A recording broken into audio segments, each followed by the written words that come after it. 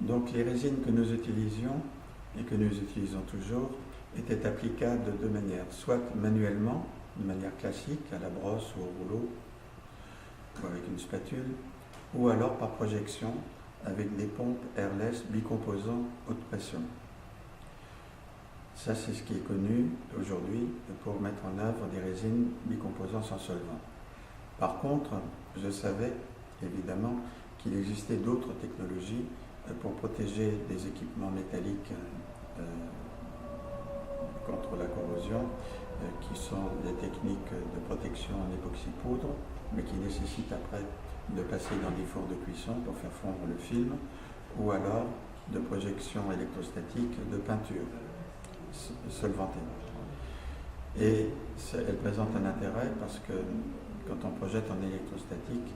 cela permet de déposer un film qui est régulier, uniforme en épaisseur et qui suit exactement le contour des pièces.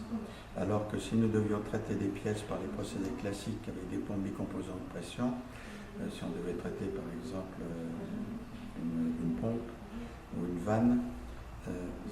ce serait possible de le faire, mais on serait obligé de tourner autour de la pièce, on perdrait énormément de matière et en plus l'épaisseur du film ne serait pas régulier quand la pièce elle-même a des configurations qui sont irrégulières. La meilleure solution pour le faire est effectivement de faire la mise en œuvre par un procédé de projection électrostatique. Mais à l'époque, il n'existait aucune technologie qui permettait de projeter en électrostatique une résine bicomposant sans solvant.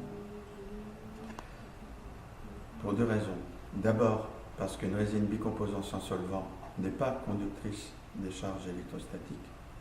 donc on ne peut pas bénéficier de l'effet électrostatique. Et d'autre part, parce que pour que la technologie électrostatique fonctionne, on ne peut fonctionner qu'avec des pompes à basse pression, de manière à créer une espèce de nuage, de brouillage de particules très fines, et en sachant que c'est uniquement le champ électrique qui va faire se déplacer les particules sur le support qui est mis à la Terre. Et ça,